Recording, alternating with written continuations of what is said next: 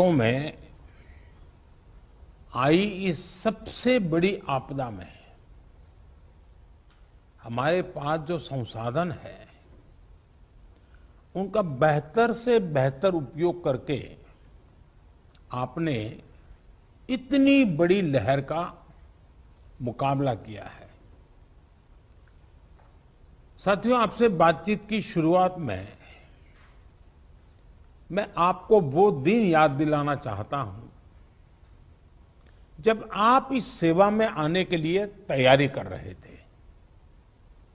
आप याद करिए, जब आप सिविल सर्विसेज या अन्य परीक्षाओं के लिए जुटे थे तो आप अपने परिश्रम पर, अपने काम करने के तरीके पर सबसे ज्यादा विश्वास करते थे। आप जिस भी क्षेत्र में रहे हो वहां की छोटी छोटी बारीकी से परिचित होते हुए आप सोचते थे कि मैं इस दिक्कत को इस तरह दूर करूंगा। आपकी यह सोच आपकी सफलता की सीढ़ी भी बनी। आज परिस्थितियों ने आपको अपनी क्षमताओं की नई तरह से परीक्षा देने का अवसर दिया है। अपने जिले की छोटी से छोटी दिक्कत को दूर करने के लिए पूरी संवेदनशीलता के साथ लोगों की समस्याओं का समाधान करने के लिए आपकी यही भावना काम आ रही है। हां, कोरोना के इस काल ने आपके काम को पहले से कहीं अधिक चैलेंजिंग और डिमांडिंग बना दिया है। महामारी जैसी आपदा के सामने सबसे ज्यादा अहमियत हमारी संवेदनशीलता और हमारे हौसले की ही होती है। इसी भावना से आपको जन जन तक पहुंचकर जैसे काम कर रहे हैं उसको और अधिक ताकत से और अधिक बड़े पैमाने पर करते ही रहना है। साथियों, नए नए चैलेंजेस के बीच हमें नए नए तौर तरीकों और समाधानों की जरूरत होती है और इसलिए ये जरूरी हो जाता है कि हम अपने स्थानीय अनुभवों को साझा करें और एक देश के रूप में मिलकर के हम सब काम करें। अभी 2 दिन पहले ही मेरी अन्य कुछ राज्यों के अधिकारियों से भी मुझे बात करने का मौका मिला था। उस बैठक में अनेक सुझाव, अनेक समाधान अलग अलग जिलों के साथियों की तरफ से आए हैं। आज भी यहां कुछ जिलों के अफसरों ने अपने जिलों की स्थिति और अपनी रणनीति को हम सबके बीच साझा किया है। जब फील्ड पर मौजूद लोगों से बातचीत होती है तो ऐसी अभूतपूर्व परिस्थितियों से निपटने में बहुत अधिक मदद मिलती है। बीते कुछ समय में ऐसे अनेक सुझाव मिले हैं। अनेक जिलों में परिस्थिति के अनुसार कई इनोवेटिव तरीकों की भी जानकारी आप लोगों से मिली है। गांवों में कोरोना टेस्ट की सुविधा अधिक से अधिक लोगों तक पहुंचाने के लिए मोबाइल वैन का तरीका कई लोगों ने अपनाया है। स्कूलों, पंचायत भवनों को कोविड केयर सेंटर्स में परिवर्तित करने का कुछ लोगों ने इनिशिएटिव लिया है। आप लोग खुद गांव-गांव जाते हैं, वहां की व्यवस्थाओं की निगरानी करते हैं, आप ग्रामीणों से बात करते हैं, तो इससे जो वहां का सामान्य नागरिक है या वहां के गांव के जो एक प्रकार से लीडर लोग हैं, 5 होते हैं, 10 होते हैं, 15 होते हैं, अलग अलग क्षेत्र के होते हैं, उनको जब शंकाओं का समाधान होता है और डायरेक्टली आपके साथ जुड़ते हैं तो उनका आत्मविश्वास अनेक गुना बढ़ जाता है। सारी आशंकाएं एक प्रकार से आत्मविश्वास में बदल जाती है। आपकी मौजूदगी से, आपके संवाद से गांव में ये डर निकल जाता है कि कुछ हो गया तो हम कहां जाएंगे, हमारा क्या होगा। आपको देखते ही सारा मन उसका बदल जाता है। इससे लोगों में साहस के साथ ही अपने गांव को बचाने की जागरूकता भी बढ़ती है। और मेरा आग्रह है, हमें गांव-गांव यही संदेश पक्का करना है कि हमें अपने गांव को कोरोना से मुक्त रखना है और लंबे अरसे तक जागरूकता से प्रयास करना है। साथियों, बीते कुछ समय में ये बात सही है कि देश में एक्टिव केस कम होने शुरू हुए हैं। आप भी अपने जिले में अनुभव करते होंगे कि 20 दिन पहले जो एकदम से आपके ऊपर प्रेशर आया था, अब आपको भी काफी महसूस होता होगा बदलाव। लेकिन आपने इन 1.5 सालों में ये अनुभव किया हुआ है कि जब तक ये संक्रमण माइनर स्केल पर भी मौजूद है, तब तक चुनौती बनी रहती है। कई बार जब केस कम होने लगते हैं तो लोगों को भी लगता है कि अब चिंता की बात नहीं, वो तो चला गया। लेकिन अनुभव दूसरा है। टेस्टिंग और डिस्टेंसिंग जैसे मेजर्स को लेकर लोगों में गंभीरता कम न हो, इसके लिए सरकारी तंत्र, सामाजिक संगठन, जनप्रतिनिधि, इन सबके बीच में एक सामूहिक जिम्मेवारी का भाव हमें पक्का करना होगा और प्रशासन की जिम्मेवारी और बढ़ जाती है। कोविड एप्रोप्रिएट बिहेवियर जैसे मास्क पहनना, हाथ धुलना, जब इनमें कोई कमी नहीं आती, आपके जिलों में, आपके जिलों के बाजारों में, गांवों में कम से कम होने के बाद भी लोग सभी दिशा निर्देशों का पालन करते हैं, तो ये कोरोना से लड़ाई में बहुत मदद करता है। स्थितियों पर लगातार नजर रखने से जिले के सारे प्रमुख विभागों, जैसे पुलिस का विभाग हो, साफ सफाई की बात हो, इन सारी व्यवस्थाओं का, इनके बीच में बेहतर तालमेल और प्रभावी परिणाम स्वाभाविक रूप से निकलने लगते हैं। मुझे आपके कई जिलों से इस रणनीति पर काम करने के रिजल्ट्स की जानकारी मिलती रही है। इन जगहों पर आपने वाकई बड़ी संख्या में लोगों का जीवन बचाया है। साथियों, फील्ड में किए गए आपके कार्यों से, आपके अनुभवों और फीडबैक से ही प्रैक्टिकल और इफेक्टिव पॉलिसीज बनाने में मदद मिलती है। टीकाकरण की रणनीति में भी हर स्तर पर राज्यों और अनेक स्टेक होल्डर से मिलने वाले सुझावों को शामिल करके आगे बढ़ाया जा रहा है। इसी क्रम में स्वास्थ्य मंत्रालय की तरफ से 15 दिन के टीकों की उपलब्धता की जानकारी राज्यों को दी जा रही है। वैक्सीन सप्लाई टाइमलाइन की स्पष्टता होने से टीकाकरण से जुड़े मैनेजमेंट में आप सभी को और आसानी होने वाली है। मुझे विश्वास है कि हर जिले और वैक्सीनेशन सेंटर के स्तर पर सप्लाई और सुदृढ़ होगी। इससे टीकाकरण से जुड़ी अनिश्चितताओं को दूर करने में, पूरी प्रक्रिया को स्ट्रीमलाइन करने में बहुत मदद मिलेगी।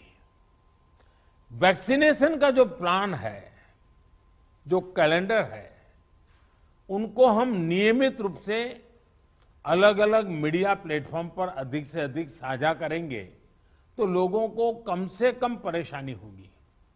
साथियों, पिछली महामारियों हो या फिर ये समय, हर महामारी ने हमें एक बात सिखाई है। महामारी से डील करने के हमारे तौर तरीकों में निरंतर बदलाव, निरंतर इनोवेशन, निरंतर अपग्रेडेशन बहुत जरूरी है।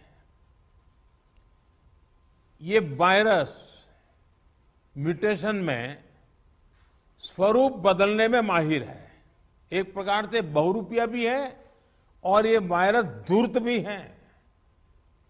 तो हमारे तरीके और स्ट्रेटेजीज भी डायनेमिक होने चाहिए। साइंटिफिक लेवल पर हमारे वैज्ञानिक वायरस के बदलते स्वरूपों से निपटने के लिए दिन रात काम कर ही रहे हैं। वैक्सीन बनाने से लेकर एसओपीज और नई ड्रग्स बनाने तक लगातार काम हो रहा है। जब हमारी एडमिनिस्ट्रेटिव अप्रोच भी इतनी ही इनोवेटिव और डायनेमिक रहती है तो हमें असाधारण परिणाम मिलते हैं। आपके जिले की चुनौतियां यूनिक होगी, इसलिए आपके समाधान भी उतने ही यूनिक होने चाहिए। एक विषय वैक्सीन वेस्टेज का भी है।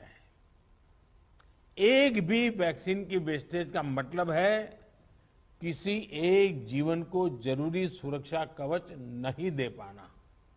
इसलिए वैक्सीन वेस्टेज रोकना बहुत जरूरी है। मेरा ये भी कहना है कि जब आप अपने जिले के आंकड़ों की समीक्षा करते हैं तो उसमें अर्बन और रूरल, इसको भी अलग अलग से आप गौर करें ताकि आपका फोकस रहे। इवन टियर 2, टियर 3 सिटी को भी अलग से उसका एनालिसिस करें ताकि आप फोकस वे में अपना स्ट्रेटेजी वर्कआउट कर सकते हैं। कहां कितनी ताकत लगानी है, किस प्रकार की ताकत लगानी है, ये बड़ी आसानी से आप कर पाएंगे। और इससे जब ये प्रकार से देखेंगे तो ग्रामीण इलाकों में कोरोना से निपटने में मदद मिलेगी। और मैं भी लंबे अरसे तक आप ही की तरह कुछ न कुछ काम करते करते यहाँ पहुंचा हूं। मेरा अनुभव है कि गांव के लोगों को अगर सही बात समय पर पहुंचा दी जाए तो वो बहुत रिलीजियसली उसको फॉलो करते हैं, बहुत रिलीजियसली। और जो शहरों में कभी कभी हमको किसी चीज को लागू करने में मेहनत पड़ती है, गांव में उतनी मेहनत नहीं पड़ती। हाँ, क्लैरिटी चाहिए, गांव के अंदर एक टीम बनानी चाहिए। आप देखिए वो परिणाम खुद दे देते हैं आपको। साथियों, सेकंड वेव के बीच वायरस म्यूटेशन की वजह से अब युवाओं और बच्चों के लिए भी ज्यादा चिंता जताई जा रही है। अभी तक हमारी जो रणनीति रही है, आपने जिस तरह फील्ड में काम किया है, उसने इस चिंता को उतना गंभीर होने से रोकने में मदद तो की है, लेकिन हमें आगे के लिए और अधिक तैयार रहना ही होगा। और सबसे पहला काम आप कर सकते हैं कि अपने जिले में युवाओं, बच्चों में संक्रमण और उसकी गंभीरता के आंकड़े व्यवस्थित करें। अलग से उस पर रेगुलर आप एनालिसिस कीजिए। आप स्वयं भी, मेरा सभी आप प्रमुख अधिकारियों से आग्रह है कि आप स्वयं भी उसका आकलन करें। इससे आगे के लिए तैयारी करने में मदद मिलेगी। साथियों, मैंने पिछली बार की बैठक में भी, और मैंने ये भी कह रहा कि जीवन बचाने के साथ साथ हमारी प्राथमिकता जीवन को आसान बनाए रखने की भी है। गरीबों के लिए मुफ्त राशन की सुविधा हो, दूसरी आवश्यक सप्लाई हो, काला बाजारी पर रोक हो, ये सब इस लड़ाई को जीतने के लिए भी जरूरी है और आगे बढ़ने के लिए भी आवश्यक है। आपके पास पिछले अनुभवों की ताकत भी है और पिछले प्रयासों की सफलता का मोटिवेशन भी है। मुझे पूरा भरोसा है कि आप सभी अपने अपने जिलों को संक्रमण मुक्त करने में सफलता पाएंगे। देश के नागरिक का जीवन बचाने में, देश को विजयी बनाने में हम सभी सफल होंगे। और मेरा आज कुछ साथियों को सुनने का मौका मिला है, लेकिन आपके पास, हर एक के पास कुछ न कुछ सफलता की गाथाएं हैं।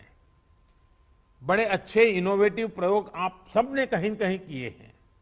अगर वो आप मुझे पहुंचा देंगे तो जरूर इसको देश भर में पहुंचाने में मुझे सुविधा होगी, क्योंकि इंटेलेक्चुअली डिबेट करके कितनी भी चीज क्यों न निकाले, लेकिन उससे ज्यादा ताकत जो फील्ड में काम करता है, उसने जो अनुभव किया है और उसने जो रास्ते खोजे हैं, वो बहुत ताकतवर होते हैं। और इसलिए आप सबकी भूमिका बहुत बड़ी है और इसलिए मेरा आपसे आग्रह है कि आप इसको निकालिए।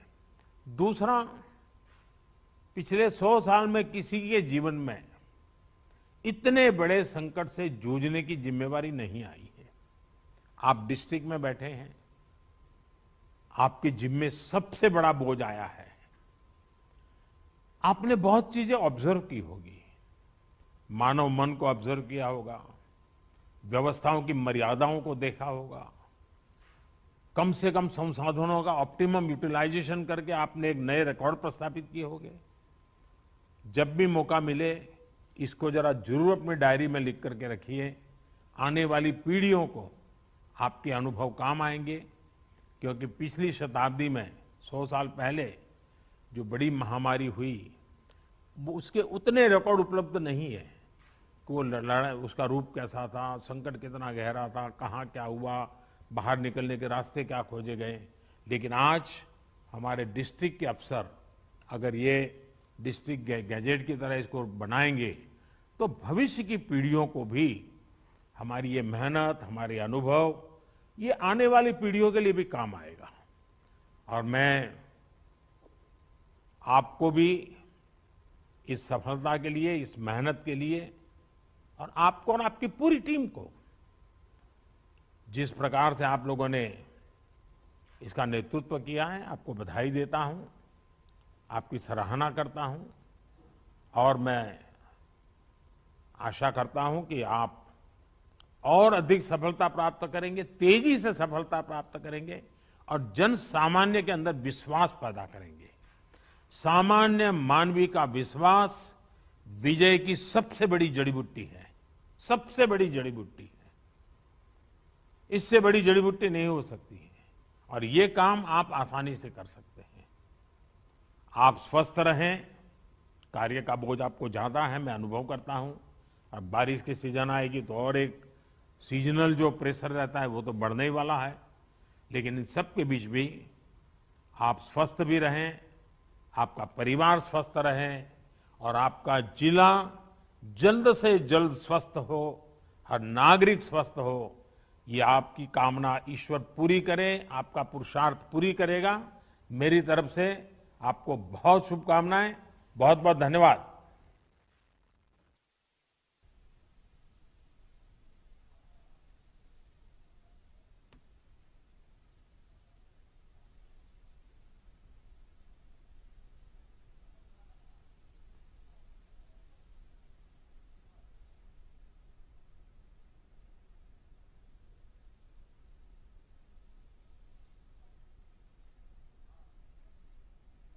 तो प्रधानमंत्री नरेंद्र मोदी स्टेट और डिस्ट्रिक्ट ऑफिशियल्स के साथ, जिला अधिकारियों के साथ बातचीत कर रहे थे और इस दौरान उन्होंने सबका हौसला तो बढ़ाया ही, साथ ही उन्होंने कहा कि जिले के सबसे बड़े योद्धा हैं आप लोग और जिस तरह से आप लगातार मेहनत से काम कर रहे हैं और बहुत ज़्यादा हालांकि प्रेशर है, इसका भी उन्होंने जिक्र किया और उन्होंने उम्मीद जताई कि जल्द ही इस काम में भी वो आगे कामयाब होंगे। कई उन्होंने इस मौके पर अपने आइडियाज़ भी शेयर किए।